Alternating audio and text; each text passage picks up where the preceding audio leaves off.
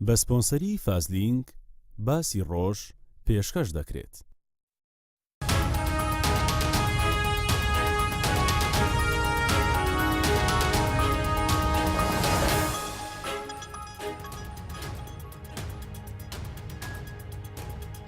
بینەرانی بەڕێز لە هەر شوێنێکم سڵاوتان لێبێت. من کامەران حاج عومەر باسی ڕۆژتان پێشکەش دەکەم. باسی ڕۆژ ئەمڕۆ تایبەت دەبێت بە پرۆسەی ڕزگارکردنەوەی چەند گوندێک کە لە ماوەی 2 ڕۆژی ڕابردوودا لەلایەن هێزەکانی پێشمەرگەی کوردستانەوە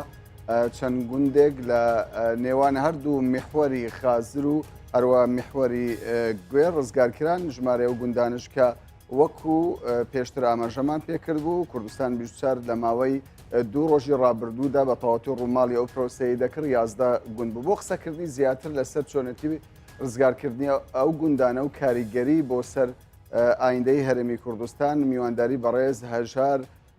عومەر ئیسماعیل بەڕێوەبەری هەماهەنگی و پەیوەندەکانی سەر بە وەزارەتی پێشمەرگەی حکوومەتی هەرێمی کوردستانمان کردووە. ئەمید ڕووکن هەژار بەخێر بێت بۆ کوردستان 24. با لەوە دەست پێ بکەین. بۆ ئەم تەوقیتە هەڵبژێردرا تا پێشمەرگە و گوندانە ڕزگار بکاتن. سەرەتا زۆر سپاس بۆ کەناڵ 24 و ئەم دەرفەتە بە باش دەزانم پیرۆزبایی لە پێشمەرگە قارەمانەکان و هەموو گەلی کوردستان بکەم بۆ سەرکەوتنە وەزنەی کە هێزەکانی پێشمەرگە بەدەستی هێنا. سەرخۆشی لە خانەوادەی شەهیدە سەربەرزەکانمان دەکەین و هیوای چاکبوونەوە بۆ بریندارەکان. ئەم کاتە کاتێکی گونجاوە بۆ دەستپێکردنی ئەم ئۆپەراسیۆنە، چونکە ئەم ناوچەیە وەکو گاپێک وابوو پێویست بۆ ڕزگار بکرێت لەلایەن هێزەکانی پێشمەرگە. گرنگی زۆری هەیە بۆ ڕزگارکردنی ئەم ناوچانە. بۆ نمونە بەستنەوەی هەردوو میحوەری خازر و گوێر بەیەکەوە، دوورخستنەوەی مەترسی داعش لەسەر شارۆچکەی گوێر، لەسەر شاری هەولێر، تەنانەت لەسەر فڕۆکەخانەی هەولێری نێودەوڵەتی. ئێمە بیرمان دێ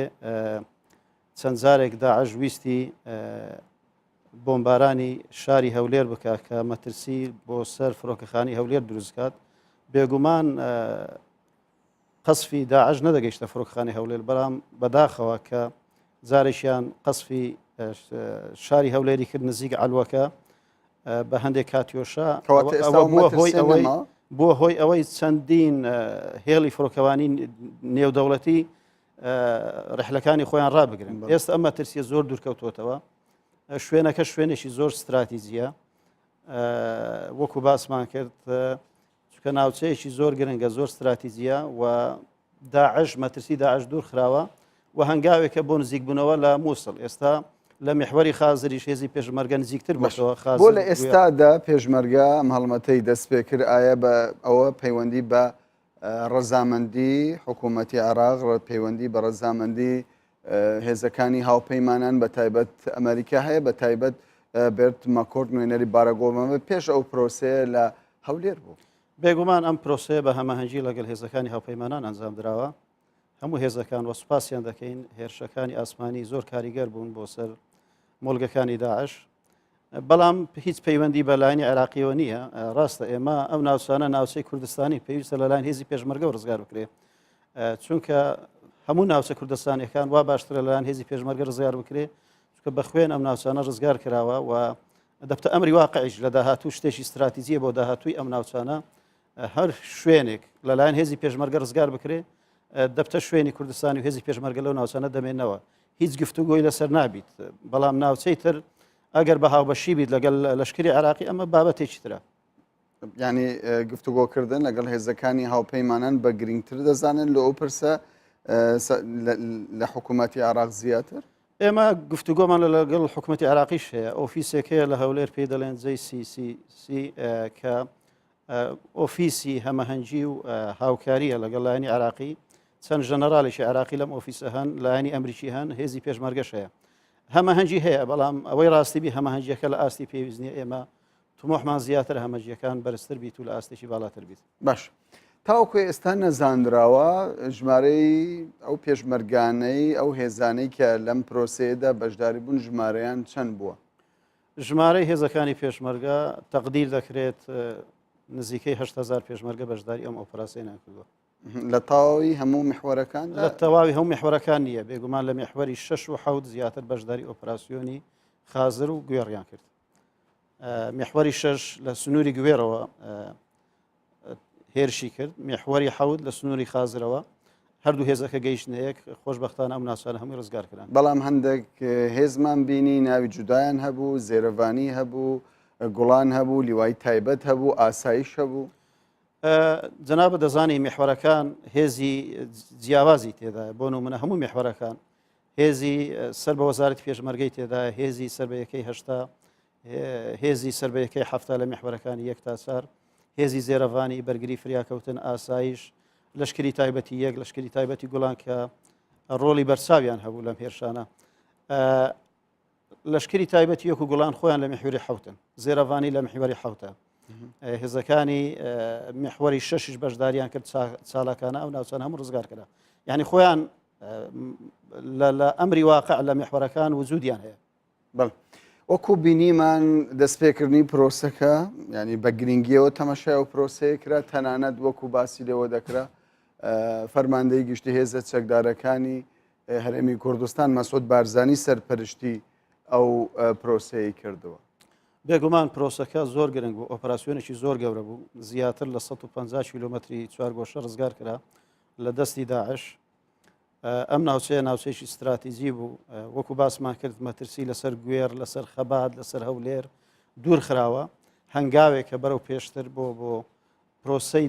داهاتوو پرۆسەی گەورەتر بۆ ڕزگارکردنی مووسڵ و لە هەمووی گرنگتر ئەو ناوچانە کوردستانین، ئەم ناوچانە ڕزگارکردان لەلایەن هێزی پێشمەرگە، ناوچەی گوندەکانی شەبەکە کاکەیە و گرنگی استراتیژی هەیە بۆ هێزی پێشمەرگە و بۆ هەرێمی کوردستان. دواتر قسە لەسەر استراتیژێتی ئەو ناوچەیە دەکەین، بەڵام تاوەکو ئێستا کە ژمارەیەکی ڕوون نییە کە زەرەر و زیانەکانی چەکدارانی داعش لەو میحوەرانەدا چەند بووە. تەقدیر دەکرێت چونکە داعش هەمومان دەزانین هێزێکی دڕندەیە، خۆکوژە، زۆر جار کوشتاریان دەبیت خۆیان دەتەقێنەوە، یعنی تەنانەت تەرمەکانیشیان نادۆزرێتەوە. تەقدیر دەکرێت کوشتاری داعش زیاتر لە 130 کوشتاریان هەبیت و چەندین بریندار، دوێنێ ئەوەی منزانم 4 دیلیان هەبوو، چەک و جبەخانەیەکی زۆری داعش کەوتۆتە دەست هێزەکانی پێشمەرگە، سارەی مفەخخ زۆریان تێکشکاون لەلایەن هێزەکانی پێشمەرگە و هێزەکانی ئاسمانی فڕۆکەوانی هاوپەیمانان، زەرەرێکی زۆر گەورە بە داعش کەوت و معنەویاتیان زیاتر دابەزی، چونکە خۆیان معنەویاتیان دابەزی بوو بۆ ئۆپەراسیۆنە گەورە معنەویاتی داعش زۆر دابەزیوە، چونکە برا پێشمەرگەکان لە بێتەلی داعش گوێیان لێ دەبوو کە معنەویاتیان چەند دابەزی بوو، وەزعیان زۆر خراپ. بەڵێ ئەمە هەنگاوی یەکەمی ڕزگارکردنی ئەو ناوچەیە یاخود وەزارەتی پێشمەرگەی حکوومەتی هەرێمی کوردستان پلانی هەیە لە داهاتوودا گوندی دیکەش دەو ناوچەیە ڕزگار بێگومان شوێنی ترماوە وەزارەتی پێشمەرگە و هێزەکانی پێشمەرگە بە فەرماندەی جەنابی سەرۆک فەرماندەی لەشکری هێزەکانی هەرێمی کوردستان پلانی تر هەیە ناوچەی تر ڕزگار بکرێت. طبعا بە فەیسە مەرحەلە مەرحەلێ، ئەمە مەرحەلەیەکی گرنگ بوو، ئەم ناوچەیە ڕزگار کرا، ناوچەی ترماوە ئینشاڵڵاویش لە داهاتوودا ڕزگار دەکرێت. تاکتیکی چەکدارانی داعش لەم شەڕەدا لەگەڵ شەڕەکانی ڕابردوودا چۆنتان بینی، چ جیاوازیەکە بوو؟ ینی ئێمە لە هەندێک شوێندا و کاتێک کە کوردستان میوسا ڕۆماڵی دەکرد لە هەندێک شوێندا تۆنێل بیندرا، بەڵام چەکی گەورە نەبیندرا بە دەستی داعش. تاکتیکی داعش جیاوازیەکی زۆر گەورەی نەبوو لە چاو پێشتر، زۆربەی چەکەکانیان وەکو دۆشکە ئەوانە لە ناو خانوەکانی گوندەکان حەشاردا بوو، تەنها کوونێکیان کردبەوە بۆی شەڕی تێبکەن و هەروەها بەینی خان و تونێل هەبوو، لە زۆربەی گوندەکان تونێلیان دروست کردبوو، هەم بۆ حەشاردان لە هێرشەکانی ئاسمانی هاوپەیمانان و ناتوانن چەکەکانیان دەربێنن و اعتیمادیان کردە سەر سارەی هێرشی مفەخخ، بەڵام خۆشبەختانە تەنانەت یەک سارەی مفەخخی داعشیش بە هێزەکانی پێشمەرگە نەتەقیەوە، هەمووی تێکشکێنرا، شتێکی تازە نەبیندرا لە تاکتیکی داعش، بەڵام بە پێچاوانەوە هێزی پێشمەرگە ڕۆژ بە ڕۆژ شارەزای زیاتر پەیدا دەکات لە شەڕی ناو شار، شەڕی ناو گوند، کۆڵان بە کۆڵان، شارەزای زیاتر پەیدا دەکات لە شەڕی داعش. تاکتیکی داعش خەریکە هەمووی ئاشکرا دەبێت، شتێکی تازیان پێ نەمایە، ئەوەی تێبینی دەکرێت هەموو شتێک هەوڵ دەدەن بەکاربێنن لە دژی پێشمەرگە ئەوەی پێیان کراوە کردویانە تەنانەت چەشی کیمیاویشیان بەکارهێنەوە لە ڕابردوودا لە دژی هێزی پێشمەرگە بەڵام بە تەسەوەری من لە داهاتوو لەوانەیە زیاتر ئەتیمات بۆ ئەو چەکەش ببن بەڵام ئێمە لەوانەیە هەمە هەنجی لەگەڵانی هاوپەیمانان بکەین لە سووریا لە معمەلێکی چەکی کیمیاویان درا لە مووسڵ هەیەە هەوڵ بدرێت ئەم معمەلانە لە ناو بدرێت بۆی لە هەنگاوی گەورەکە لە ئۆپراسسیۆنی مووسڵ کە ئۆپراسسیۆنی ڕزگارکردنی مووسڵ دەست پێ دەکات کاریگەرێکی وای نەبی لەسەر هێزەکانی پێشمەرگە خۆشبەختانە هاوپەیمانانیش ئێستا دەستیان کردووە بە دابینکردنی ماسک بۆ هێزەکانی پێشمەرگە بۆ خۆپاراستن لەسەر کیمیاوی کەمیەکی باشمان بەدەستکەوتووە تا ئێستا نزیکەی 15,000 ماسکمان بەدەستکەوتووە لەلایەن هێزی هاوپەیمانان داوای زیاترمان کردووە و تەنانەت حتا خەلکی مەدەنی کە کۆمپانیا پێشی دوسێ ڕۆژە برادێکی بەریتانی 400 ماسی دابین کرد بۆ وەزارەتی پێشمەرگە پاش ئەمە هەنجیکردنمان لەگەلی بەناوی بەڕێز سامش ئەم داواکاریانە و ئەم هەمە هەنجیانە بەردەوامە لەگەڵ لایانی هاوپەیمانان و هەموو دۆست و برادرانی هێزی پێشمەرگە و گەلی کوردستان باش هێزەکانی پێشمەرگەی کوردستان لە ڕووی سەربازیەوە چ دەستکەوتێکیان هەبوو هیچ پاشماوەیەکی چەکدارانی داعش لە ڕووی چەک و تەقەمەنیەوە دەستیان کەوت بێگومان وەکو باسم کرد چەک و تەقەمەنیشی زۆر کەوتە دەست هێزەکانی پێشمەرگە سووک چەکی سووک مامناوەند و قورسیش بەڵێ باشە گرنگی استراتیژی بۆ هێزەکانی پێشمەرگە ئەوە دەبیندرێتن کە دەبێتە هێڵێکی بەرگری بۆ شاری هەولێر کە دەتوانین بڵێن هەولێر دەپارێزێتن لە هێرشەکانی داعش لە ئەگەرێکدا ئەگەر داعش بتوانێت هێرش بکاتن بەڵام لە ڕووی سەربازیەوە باز دەوە دەکرێتن کە لەو ناوچانە بەرزایی هەن و بۆ ڕزگارکردنی مووسڵش گرنگی و بایەخی خۆی هەیە بەڵێ بێگومان وەکو جەنابەت باست کرد خەتێکی تەبیعی هەیە کە هەرێمی کوردستان و هێزەکانی پێشمەرگە دەتوانن پشتی پێ ببەستن ئەویش ئەو ڕووبارەیە کە گوێر دەکاتە دوو بەش ئێستا خۆشبەختان هێزەکانی پێشمەرگە دەربازی ئەو دیوێ ڕووبار بوو هەردوو میحوەری 7 و 6 لێکیاندا گەیشتنەیەک چونکە پێشتر داعش زۆر زیاتر تەسەلولی دەکرد بەواستەی بەلەم و یان مەلا دەهاتنە ئەمبەرە کاری هەوڵی کردای تیرۆریستیان دەدات چ لە ناو گوێر چ لە شوێنەکانی تر ئێمە بیرمان دێ هەندێک گوند هەیە نزیکە گوندی برایانی کاکەیی لە نزیک خەباتیش نزیکە پێشتر داعش چەند جارێک قەسفی خەباتیشی کرد چەندین هاوڵاتی مەدەنی لە خەباتی شەهید بوون ئێستا ئەو مەترسیە لەسەر شارۆچکەی خەباتیش دوورکەوتوەوە لە داهاتوش وەکو جەنابەت باس کرد چەند بەرزایەک هەیە لەو شوێنە دەکرێت هێزەکانی پێشمەرگە سوودی لێ ببینن بۆ ئۆپەراسیۆنی ڕزگارکردنی شوێنەکانی تر لە کاتی دەستپێکردنی ئۆپەراسیۆنی ڕزگارکردنی مووسڵ و دەبێتە خەتێکی بەرگری بەهێز بۆ هەرێمی کوردستان و هێزی پێشمەرگە باش ئەو گوندانەی کە ئازادکران خەڵکی سڤیلی تێدا بوو زۆربەی گوندەکان تەنها چەکدارانی داعشی تێدا بوو وا بزانم یەک دوو گوند خەڵکی سڤیلی تێدا بوو ئەو چار چەکداری کە باسی لێوە دەکەی ینی بەدیل گیراون لەلایەن هێزەکانی پێشمەرگەوە ئەمان خۆیان تەسلیم کردبوو یاخود هێزەکان لە شەر تەسلیم بوون لە شەر تەسلیم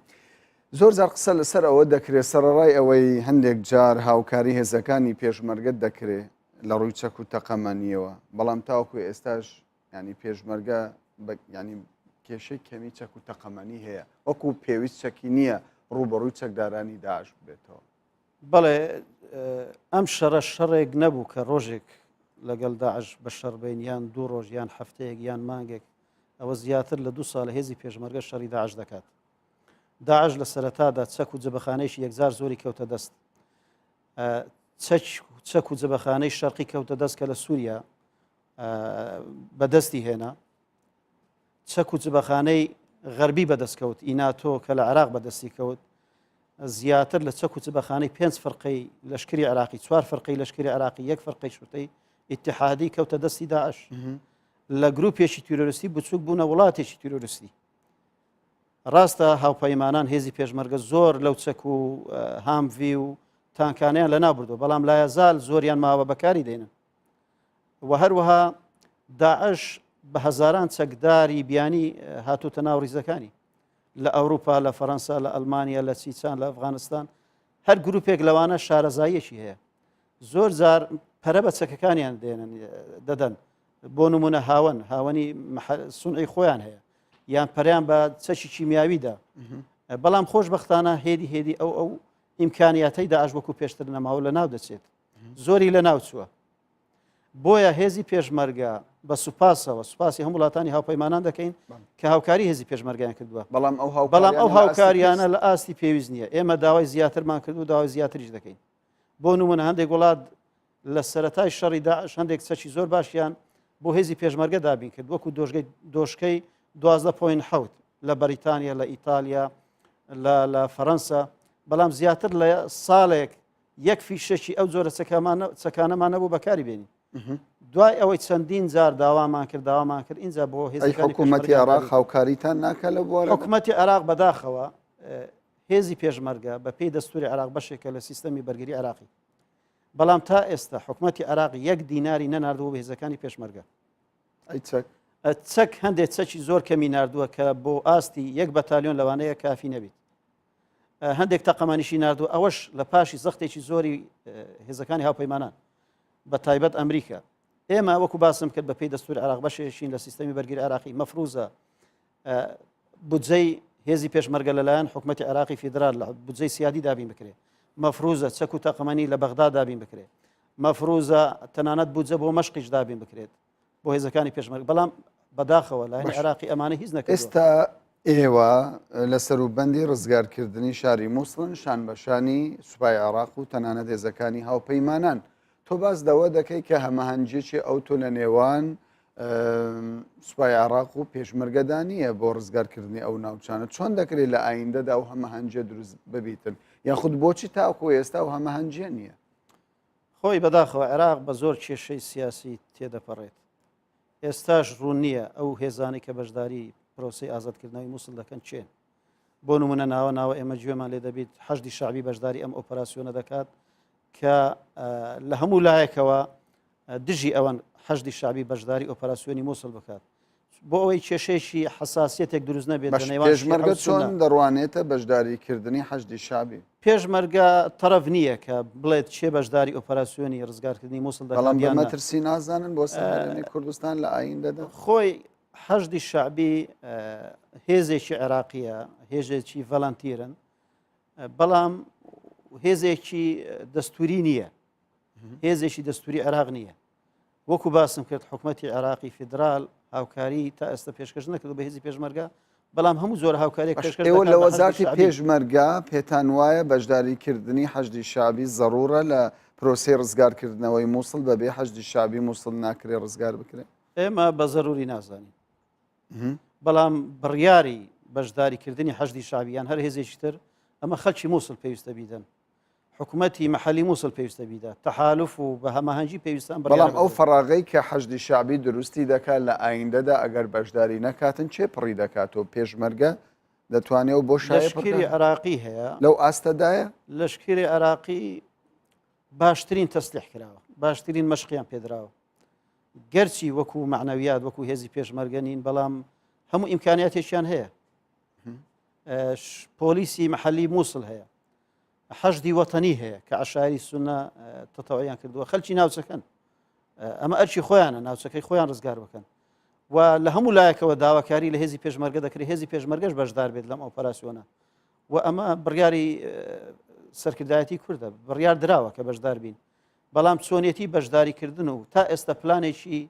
هاوبەش نییە پلانێکی وازە نییە بۆ بەشداریکردن لە ڕزگارکردنی مووسڵ کەواتە مناقەشات هەبووە ینی پێشمەرگەش پلانی نییە لەوەی کە چۆن پلانی خۆمان هەیە بەڵام پێویستە پلانێکی هاوبەش هەبیت لە هەموو لایەکەوە بە ئیتیفاق لەگەڵ هاوپەیمانان لەگەڵ حکوومەتی فدرالی عێراق لەگەڵ حکوومەتی مەحەلی مووسڵ لەگەڵ هەرێمی کوردستان و هێزی پێشمەرگە پلانێکی هاوبەش هەبیت پێویستە پلانێکی هاوبەش هەبیت هەر هێزێک لەم هێزانە پێویستە ڕوون بیت ڕۆلی چ دەبیت لە ڕزگارکردنی لە پرۆسی ڕزگارکردنی مووسڵ ئێمە پلانی خۆمان هەیە وجە نەزەری خۆمان هەیە دانیشتن کراوە بەڵام پێویستە دانیشتنەکان زیاتر بکرێت کە من دەڵێم تەنسیقەکە لاوازە پێویست بوو دانیشتنی زیاتر بکرێت کۆبوونەوەی زیاتر بکرێت لە هەنی عێراقی زیاتر بێن سەردان بکەن بێنە کوردستان پرۆسی ڕزگارکردنی مووسڵ چۆن دەبینی لە کاتێکدا ینی زیاتر لە ملیۆنێک خەڵکی سفیل لەو شارەدا دەژی بەڕاستی پرۆسی ڕزگارکردنی مووسڵ ئاسان نابێت مووسڵ دووەم گەورەترین شاری عێراقە تا ئێستا نزیکەی 2 ملیۆن خەڵکی مووسڵ ماون لە ناو شارەکە و مووسڵ وەکو عاسیمەی دەولەی خەلافەی داعشی لێ هاتووە ناویان ناوە بە ئاسیمەی خلافەی خۆیان و بە پێی زانیاریەکان هەوڵ دەدەن تەحسینات دەکەن لە ناو مووسڵ. بەڵام دەکرێت ئەگەر تەرکیز بکرێت لەسەر لێدانی قیاداتی داعش، بارەگاکانی داعش، مەسادریان وشک بکرێت، مەسادری تەمویلیان، لۆجستیان، و هەوڵ بدرێت لە ڕووی معنەویاتیان دابەزێنرێت. ئەم ئۆپەراسیۆنانە گرنگی خۆی هەبوو. چاوەڕێ دەکەن درێژخایەن بێ شەڕەکە؟ تەوقعات زەحمەتە لە ئێستاوە تەوقعاتی شەڕەکە و بەڵام وەکو باسم کرد ئەگەر هاوپەیمانان ئەگەر پلانێکی تۆکمە هەبیت بە هەماهنگی لەلایەن هەموو لایەنەکەوە تەوقع دەکرێت شەڕەکە ئاسانتر بیت. بەڵام زەحمەتترین شت لەم شەڕە بوونی نزیکەی 2 ملیۆن خەڵک لە ناو شاری مووسڵ،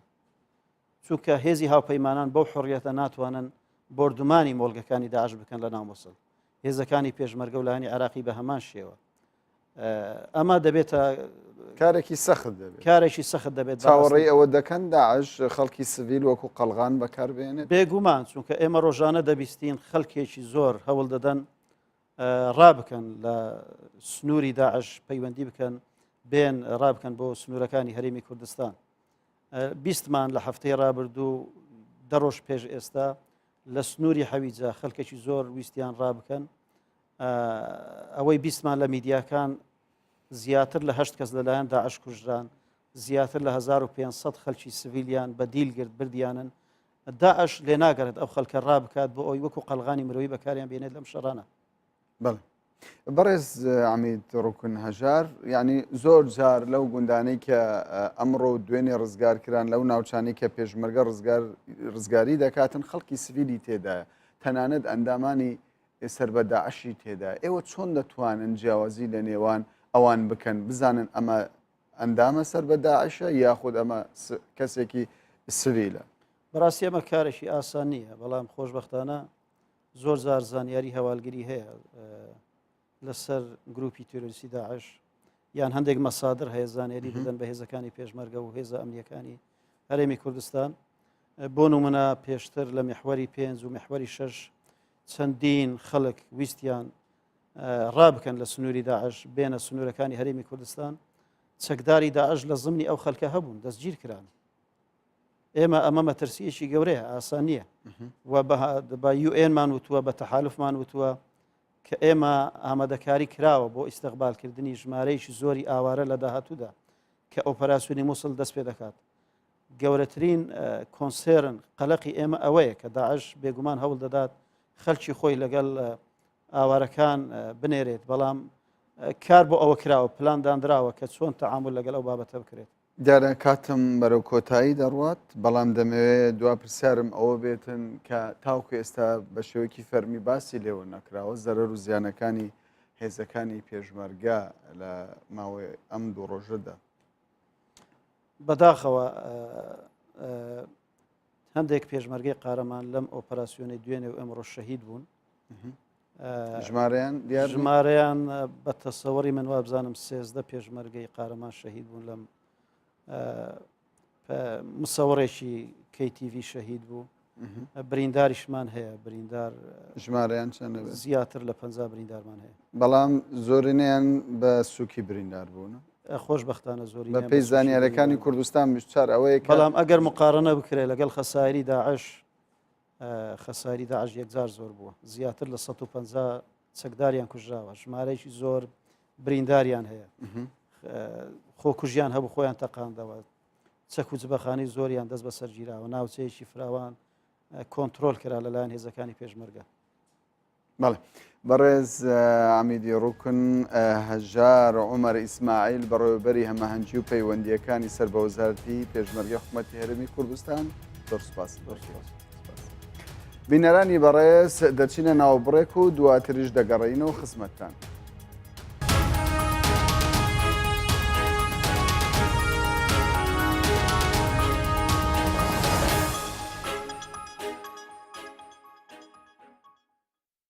بە سپۆنسەری فازلینک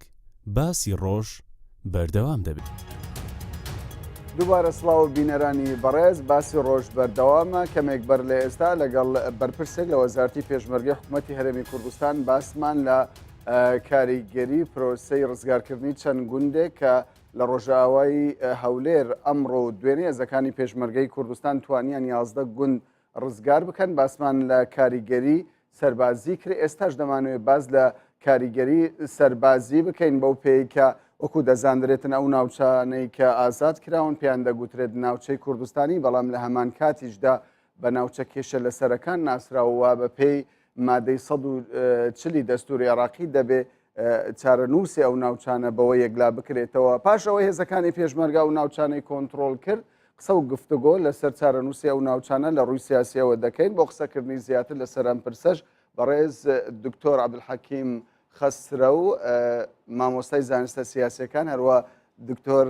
عادل جوتیار عادل مامۆستای زانستە سیاسیەکان کە لە ستۆدیۆ لەگەڵمان زۆر بەخێر بێن بۆ کوردستان 24. دکتۆر لە تۆ دەست پێ دەکەم، پێم باشە کاریگەری سیاسی لە کاتێکدا کە ئەو ناوچانە پێی دەگوترێت ناوچەی کوردستانی وە وەکو دەزانرێتن بە ناوچە کێشە لەسەرەکان ناسراوە، ئەمە چ کاریگەریەکی سیاسی دەبێت بۆ هەرێمی کوردستان بۆ یەکلاکردنەوەی ئەو ناوچانە؟ بەڵێ خۆی ئەمە دەزانین ئەم پرسەپرسی ناوچە جێ ناکۆکان یان ناوچە کوردستانیەکانی دەرەوەی هەرێم پرسێکی ئالۆز بووە لە 2005ەوە ئیتریان تەنانەت لە یاسای کاتی بەڕێوەبردننی دەوڵەت ئاماژەی پێکراوە جگەلەوە دوای ئەوەی کە دمستۆرە راپۆرتێکی دروست کرد. ئەو راپۆرتە باسی هەموو ئەو ناوچانەی کردووە بە تایبەت ناوچەی دەشتی نینەوە کە ئێستا ئۆپراسیۆنەکەی لێ دەکرێت، ناوچەی مەخمورە و ناوچەکانی تر بووە ئەوەی کە ئێمە دەمانوێت ئاماژەی پێ بکەین کاریگەری ڕزگارکردنی ئەم ناوچانە لە ژێر دەسەڵاتی هێزی پێشمەرگە وەکو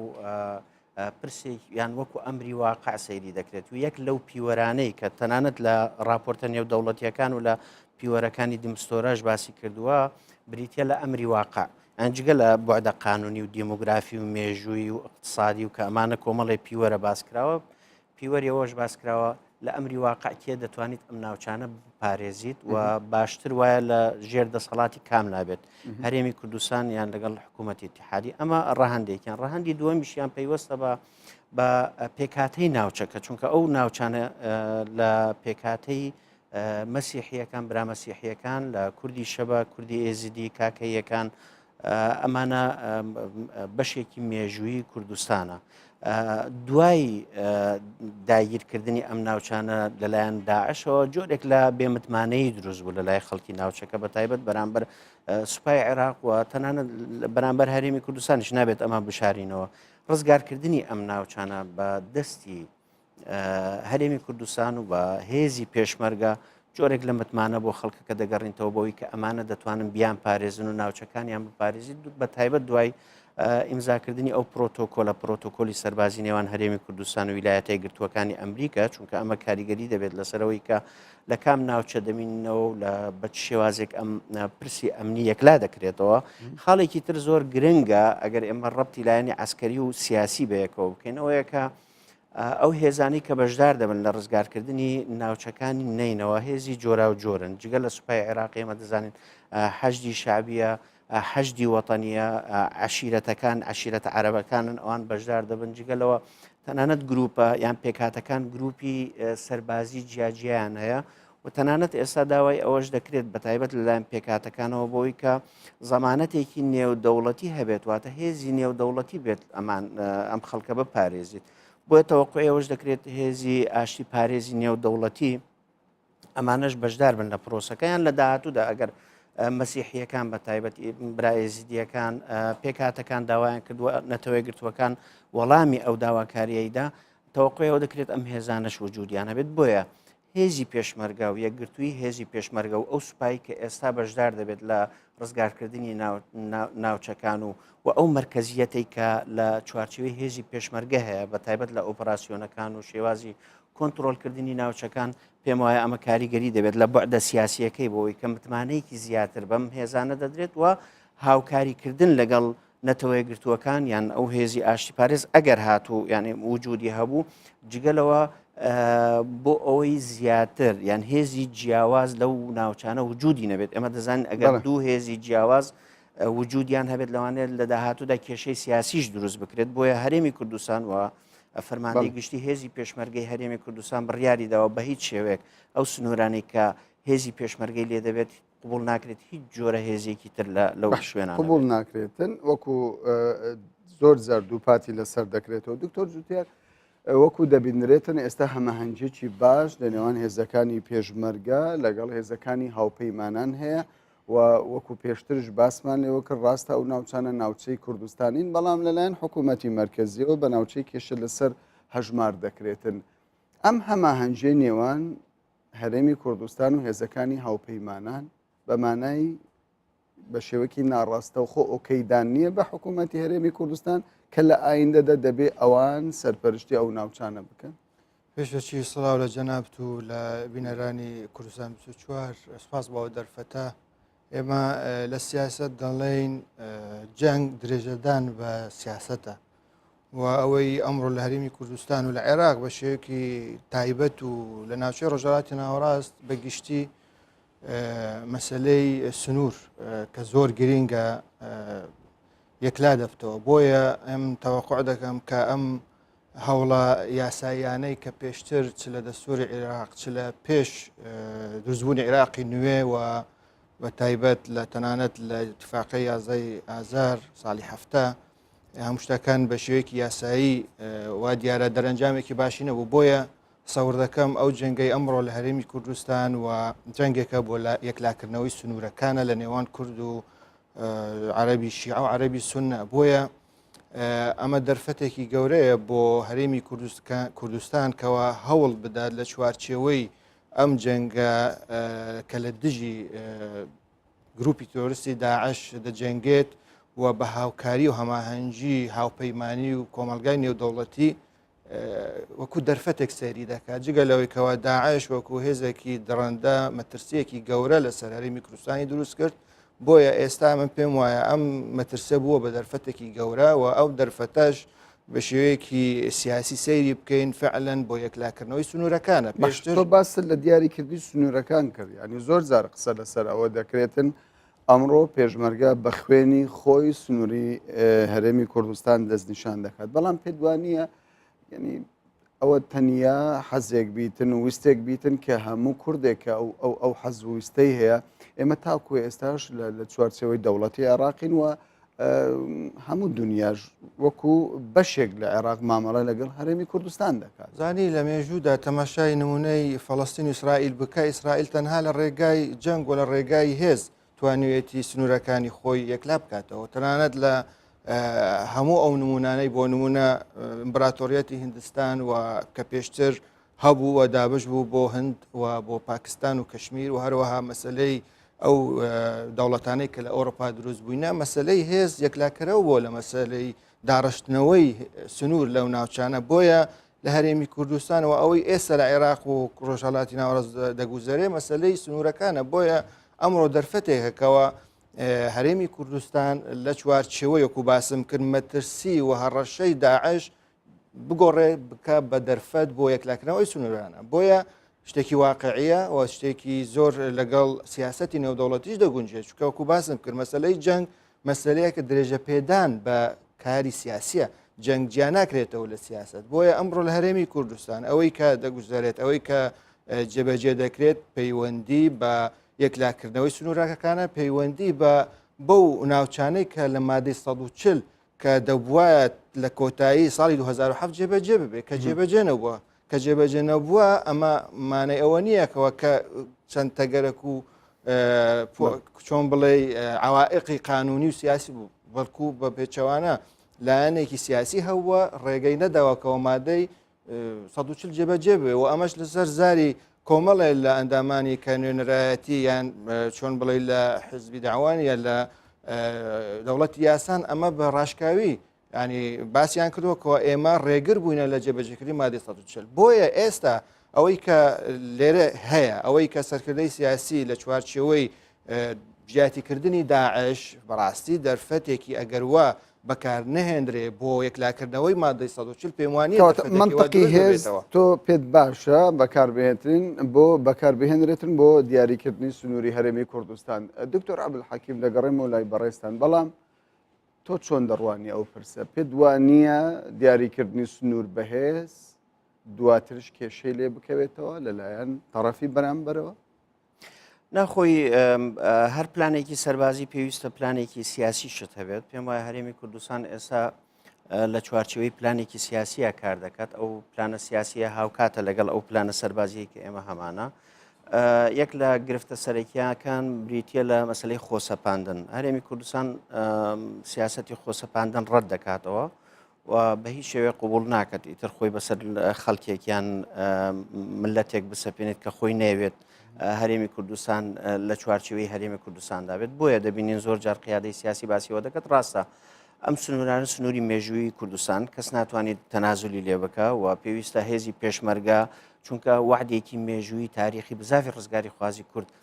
بڵێنی بەگەلی کوردیداوە بەوەی کە ئەمە سنووری ئێمەیە و پێویستە خەباتی لە پێناو بکەین بەڵام دوجار لە کۆتاییدا دەبێت ڕاو بۆ چوون و ویستی خەڵکی ئەو ناوچانە بە ئەهەمیەت وەرگیرێت بۆیە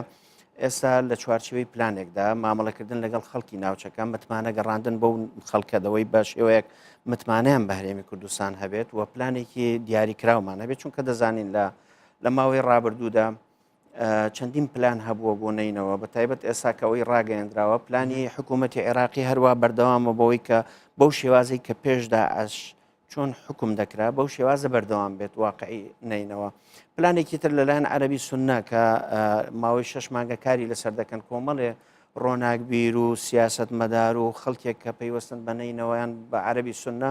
دیراسەتێکیان بڵاو کردوێتەوە سەبارەت بە شێوازی مامەڵەکردن لەگەڵ نینەوە دەیانەوێت بیکەنە هەرێمێک کە ئەم هەرێمە لە چەند پارێزگایەکی جیاواز پێکاتەوێت هەرێمی کوردستان لەو چوارچێوێدا پلانێکی تری هەیە بەوەی کە پێویستە سنووری ئیداری نینەوە یەکلا بکرێتەوە پێش ڕزگارکردنی مووسڵ باش تۆ باسە لە پلانی هەرێمی کوردستان کرد پێم باشە ینی پرسیار هەبیتن زۆر جاربازدەوە دەکرێتن ویلایەتی مووسڵ یاخود پارێزگای نینەوە شوێنێکی حساسە لە ڕووی جوگرافیەوە و بەرژەوەندی نێودوڵەتی لەو شارەدا کۆ دەکاتەوە بەرژەوەندی ئەمریکا رووسیا تورکیا ئێران لەو ناوچەیەدا خۆی دەبینێتەوە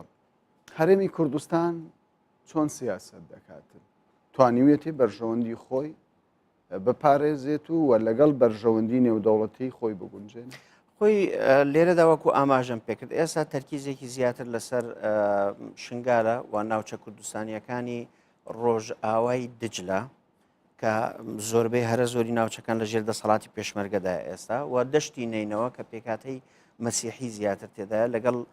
پێکاتەکانی تر وەکو کوردی شەبەک و کوردی ێزیدی و کاکەی و بەشێک لە عەرەبیشی تێدایە ئەم ناوچانە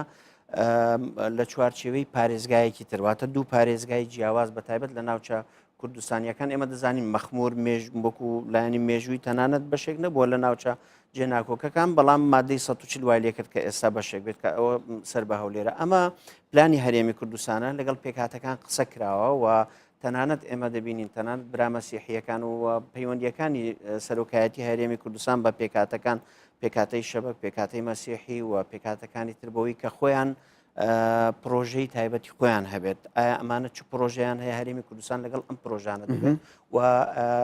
بە هاوکاری کۆمەلگانی و دەوڵەتی تەنانەت لەگەڵ ویلایەتە یەکگرتووەکانی ئەمریکا هەرێمی کوردستان لە هیچ کاتێکدا ناوێت خۆی بسەپێنێتن لەسەر ئەمە سیاست و استراتیژیەتی هەرێمی کوردستان نییە بەڵام وەکو واجب وەکو ئەرکی سەرشانی هەرێمی کوردستانە بەوەی کە هەموو سنووری هەرێمی کوردستان و سنووری مێژووی کوردستان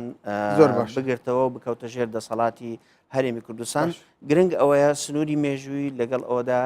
سەقامگیری نینەوە لە داهاتوودا بنسبەت هەرێمی کوردستان زۆر گرنگە دوایەوەی کە ئاماژەمان بۆەوە کرد کە کۆمەڵی هێز لەوانەیە وجودی هەبێت ئەم سەقامی کاریگەری دەبێت لەسەر هەرێمی کوردستان دەگەڕێمەوە لای دکتۆر جوتیار دکتۆر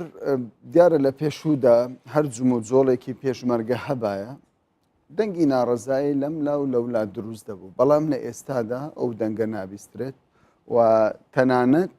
ئەرکی پاراستنی پێکهاتەکان وەکو دەزانرێتن ئەو ناوچە کوردستانیانە زۆربەی پێکهاتەکان تێیدا دەژین کریسیانەکان تەنانەت عەرەبیشی تێدا و تورکمانیشی تێدایێت بە تایبەت تورکمانی شیعە یعنی ئەو بێدەنگیە ئەو نەرمی نواندنە ئەو پێکردنی گلۆپی سەوز بۆ حکوومەتی هەرێمی کوردستان بۆ هەرێمی کوردستان چ خوێندنەوەیکی لە دواوە خۆی حەدەسەکە نوێیە ئەوەی ئەمڕۆ لە دوێنەوە ئەمڕۆ حەدەسەکە نوێ نازانین دوای ڕێتوت فعل چۆن دەبی و تەسەور دەکەم ئەم پەیوەندیەی کە یان ئەو ئەزمونەی کە پێشمەرگە هەیەی سەبارەت بە ماماڵەکردن لەگەڵ پێکهاتەکان تاکو ئێستا چۆن بڵێن راپۆرتێکی نێودەوڵەتی نهاتووە بە شێوەیەکی سلبی باز بکرێ ینی تەنانەت بەڵکو بە شێوەیەکی زۆر مرۆڤانە مامەڵە لەگەڵ ئەم ناوچانە کراوە دوای ڕزگارکردن لە دەستی داعش لایەکی ترەوە ئەمە لەبیر نەکەن حساسیەتێکەیە لە نێوان شیعە و سونە بۆیە لێرە پێشمەرگە وەکو کارێکتەرێک دەردەکەوێت وەکو کەسێکی بێلایەن دەرەکەوێت دەتوێت بڵێ متمانەی نێوەخۆیی و دەرەکیشی دروست کردێ کە پێشمەرگە پارێزەری هەموو مافەکان دەبێت بێگومان ئەمە خۆی ئەزمونێکە کوردستان سەلماندوێتی لە ماوەی ڕابردوودا بەڵام وەکو باسم کرد مەسەلەی حساسیەتەی نێوان شیعە و سونەش دەوری هەیە لەوەیکەوە پێشمەرگە وەکو لایەنێک کەەوە بتوانێت ڕۆڵێکی ئیجابی تر لە چۆنێتی مامالەکردن لەگەڵ ئەم خەڵکە بکاتەوە بە تایبەت سەرکردایەتی سیاسی هەرێمی کوردستان کە بە بەردەوامی لە گوتارە فەرمیەکانی بە تایبەت جەنابی سەرۆکی هەرێم کەەوە تمەئینانێکە بۆ ئەو خەڵکەی کە لەم ناوچانە هەنکەوە ئەوان ئازادم وەکو دکتۆر باسی کرد لە یەکلاکردنەوەی چارە نووسازیانەوە بە تایبەت لە مەسلەی تەنانەت لە ڕەشنووسی دەستوری هەرێمی کوردستان مافی ئۆتۆنۆمی بە پێکهاتەکان دراوە کەەوە بتوانن ئەوان خۆیان بەڕێوە ببن بۆیە ئەو مەسلەیە وەکو بڵێم لە ڕووی ناوخۆیەوە بەرەنجامێکی ئیجابی بووە و لەسەر ئاسی پەیوەندی نێودەوڵەتی کۆمەلگای نێودەوڵەتی تەسەورەکەم ینی ئەو پرۆتۆکۆڵی کە پێشتر ئیمزا کراوە ئەمە خۆی لە خۆی ئاماژەیەکەکەوە پێشمەرگە توانیویەتی وەکو یەکەیەکی سەربازی بێلایەن ڕفتار بکە و خۆشببختانە پێم وایە ئەمڕۆ یادی یەکەمە دوای ئەوەی لە 15 2015 کۆنگریسی ئەمریکی یاسایەکی دەرکرد بۆ سەرۆکی ئەمریکا ئۆباما کەەوە دەبێت پێشمەرگە بڕاستەخۆ پرچەک بکرێت دیارە برادران لە کۆنتترۆل پێم دەرێن کاتتانەمە بەڵام پێم باشە بە کورتی ئایندەی هەرێمی کوردستان چۆن دەبێن لە چوارچەوەی کە باز لە ڕیفراندۆم و سربەخۆیی دەکرێت گەشتبینن سەبارەت بە پرسی سربەخۆی سربەخۆی پلانێکە و ئەم پلانش پێم وایە سەر دەگری چونکە پرس نییە پرسەکە پەیوەست بە ڕفراندۆم نییە بەڵکو ئایا سربەخۆی دروست دەبێت یان نا ئەمە ئاواتی هەرێمی کوردستانە و سربەخۆیش پێم وایە ئەگەر ئێمە دەستکەوتی زیاترمان هەبێت لە چوارچوێ عێراق پێم وایە قیادەی سیاسی کوردی لەو چوارچوێ بڕیار کارێکی قورسە و پێم وایە ئەو 1-2 ساڵە ئەبێک گەلی کوردستان تحملی زیاتری هەبێت چونکە پێم وایە ئەو مەسلەیە درێژەی پێدرێ بەڵام ئەنجامەکەی بە تەسەوری من ئیجابی دەبێت دکتۆر جوتیارە عادل مامۆستای زانستە سیاسیەکان زۆر سوپاس دەکەن دکتۆر عەبدولحەکیم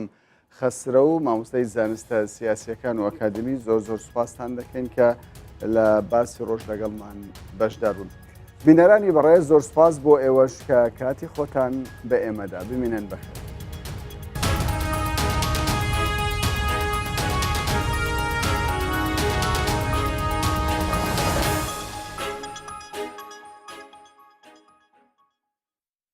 بە سپۆنسەری فازلینگ باسی ڕۆژ پێشکەش کرا.